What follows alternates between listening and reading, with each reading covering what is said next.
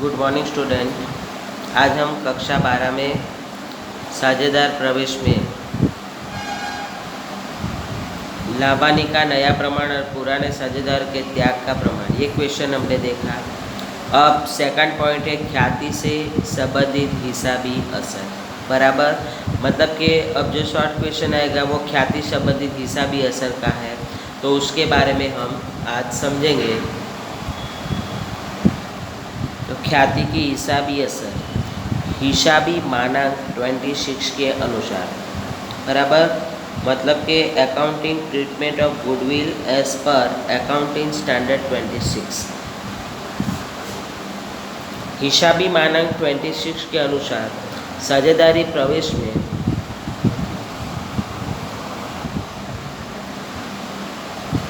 साझेदारी प्रवेश में ख्याति की हिसाबी असर कैसे करना है। ख्याति यह एक अदृश्य संपत्ति है। पेढ़ी जब उसके स्पर्धक जो सामान्य लाभ कमाते हैं उनकी अपेक्षा अधिक लाभ कमाती है, तब पेढ़ी को अधिक लाभ मिलता है, जिसके कारण ख्याति उपस्थित होती है।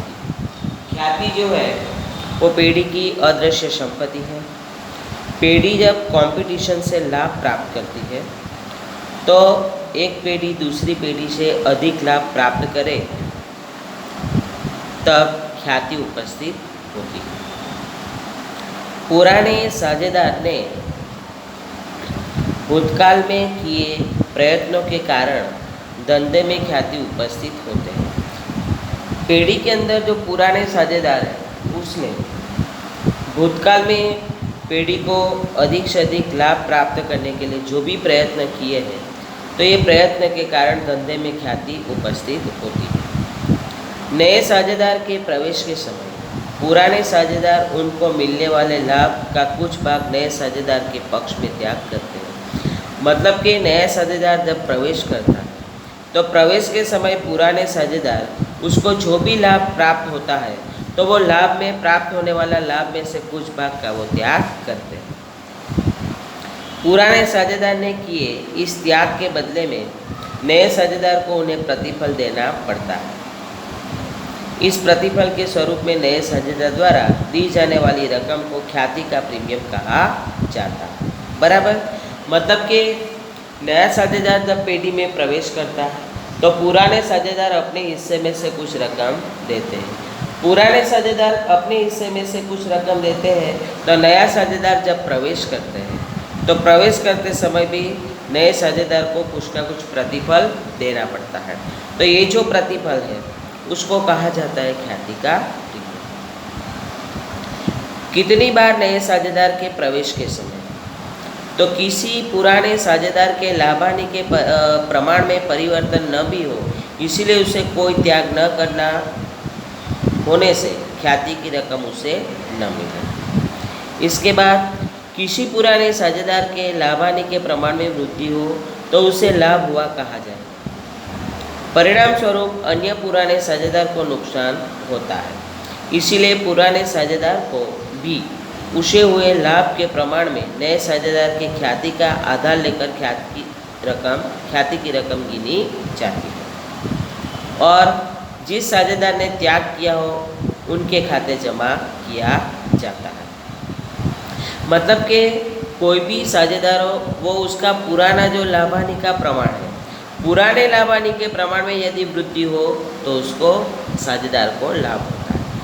परिणाम स्वरूप मतलब कि उसके परिणाम स्वरूप में अन्य पुराने साझेदार को त्याग होता है, इसीलिए पुराने साझेदार को भी उसे हुए लाभ के प्रमाण में नए साझेदार की ख्याति का आधार लेकर, मतलब कि नए साझेदार की ख्याति कितना है वो आधार लेकर ख्याति की रकम गिनी जाती है और जिस साझेदार ने त्याग किया हो उसके खाते में वो जमा होता है।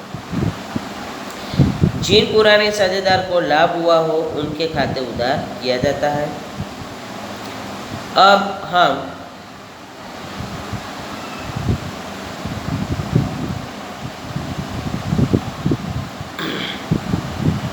अब हम नए साझेदार के प्रवेश के समय ख्याति के संदर्भ में आवश्यक हिसाबी असर, ख्याति के संदर्भ की हिसाबी असर का अभ्यास करने से पहले institute of chartered accounts of India द्वारा निर्गमित निर्देशित किए गए अदृश्य संपत्तियों के हिसाबों से संबंधित हिसाबी मानक 26 में ख्याति के संदर्भ का उल्लेख बहुत ही महत्व का है। हिसाबी मानक 26 पैराग्राफ 35 के अनुसार internally generated goodwill should not be recognised as an asset, अर्थात कि आंतरिक तरह से उपस्थित की गई ख्याति को संपत्ति के रूप में चौपड़े में दर्शाना नहीं चाहिए। बराबर।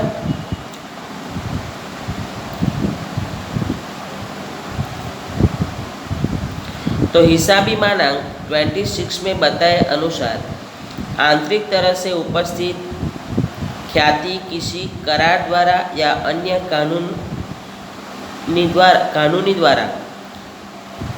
कानूनी अधिकारों के कारण उपस्थित नहीं होती है।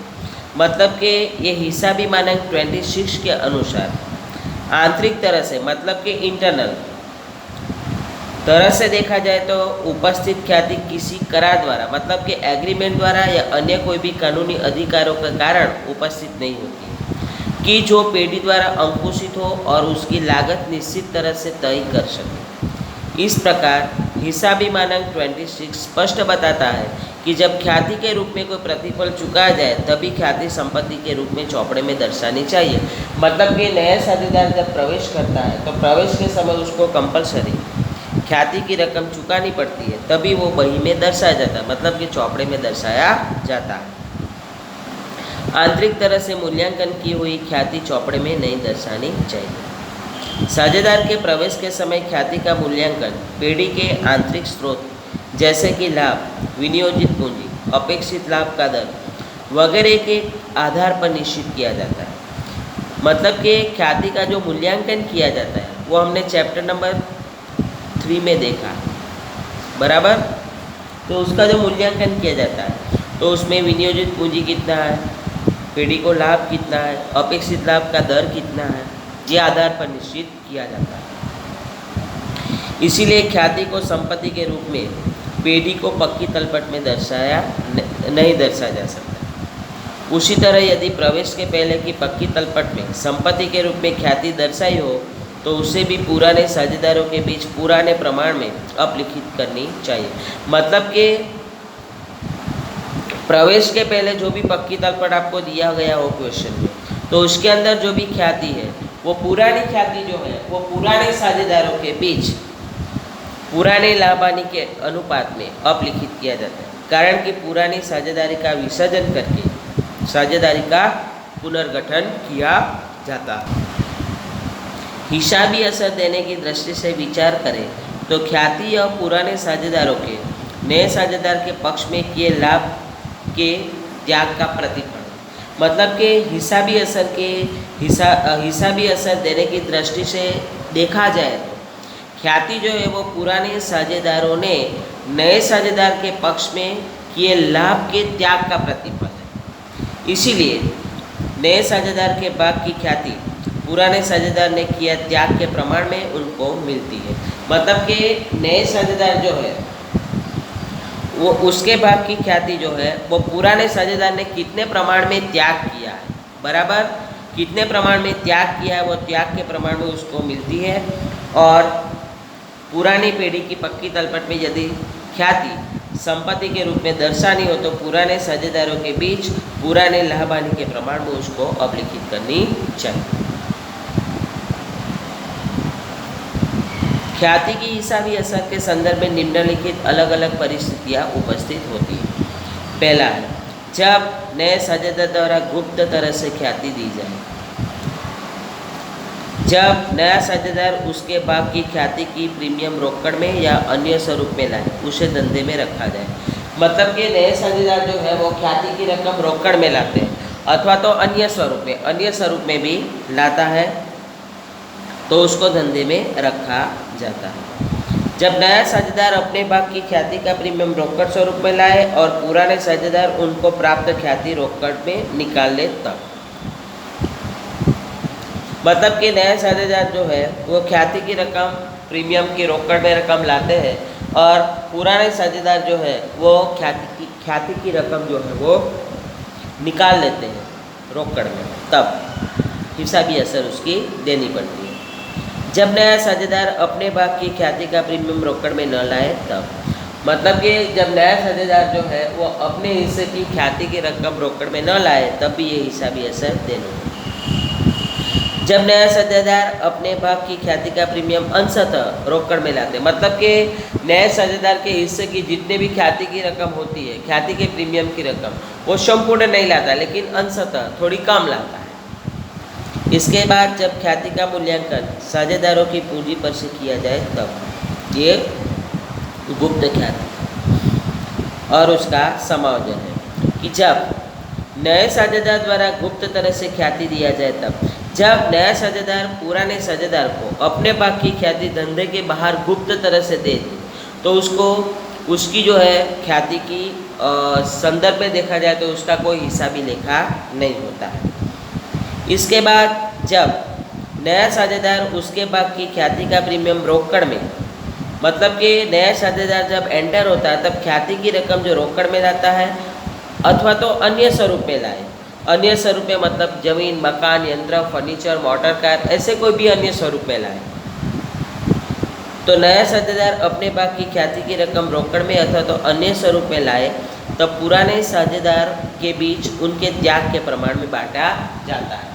मतलब कि नया साझेदार जब ख्याति की रकम लाता है तो पुराने साझेदारों के बीच उनके त्याग के प्रमाण में बांटा जाता है। पहला है हिसाबी लेखा। जब नया साझेदार अपने भाग की ख्याति रोकड़ में लाए तब।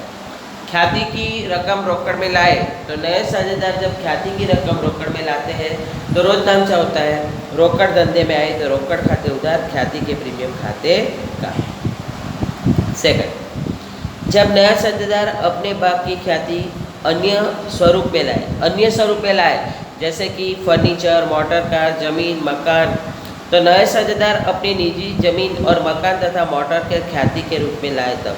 तो जो भी संपत्ति के रूप में लाए, जैसे कि जमीन मकान है तो धंधे में आया तो जमीन मकान खाते उधार, मोटर कार खाते उधार, अथवा तो जो भी संपत्ति धंधे में लाते हैं, रोकड़ लाते हैं, रोकड़ के अलावा तो वो संपत्ति आती है तो संपत्ति खाते उधार, ख्याति के प्रीमियम खाते का।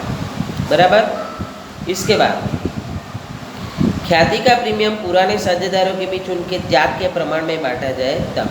मतलब कि नया साझेदार जब ख्याति का प्रीमियम लाता है तो पुराने साझेदार ने जो भी त्याग किया वो त्याग के प्रमाण में बांटा जाए तब।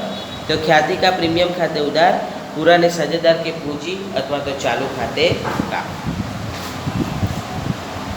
आगे, यदि पुराने साझेदार में से कोई एक साझेदार त्याग के बदले लाभ हानि के नए प्रमाण में लाभ प्राप्त करे, अर्थात कि पुराने साझेदार का त्याग ऋण में आए तो लाभ पाने वाला पुराने साझेदार को भी अन्य त्याग करने वाले पुराने साझेदार को उसके लाभ जितनी ख्याति देनी पड़ेगी। तो इस परिस्थिति में ख्याति के प्रीमियम के वितरण की निम्नानुसार प्रविष्ट होगी। मतलब कि पुराने साझेदार में से कोई एक साझेदार त्याग के बदले लाभ हानि के नए प्रमाण में लाभ प्राप्त करे। बराबर। तो पुराने साझेदारों का त्याग ऋण में आए, जब त्याग का प्रमाण ज्ञात करे और ऋण में आए मतलब कि वो लाभ प्राप्त कर रहा है, तो ये लाभ प्राप्त करने वाला जो पुराने साझेदार है, बराबर, तो वो भी अन्य त्याग करने वाले पुराने साझेदार को उसके लाभ जितनी ख्याति वो देगा। तो रोज नाम चाहे ख्याति का प्रीमियम खाते उधार, पुराने साझेदार के पूंजी अथवा पुराने साझेदार मतलब जो भी लाभ प्राप्त करने वाला है वो साझेदार के पूंजी खाते उधार, और जो साझेदार त्याग कर रहे हैं वो साझेदार के पूंजी अथवा तो चालू खाते का।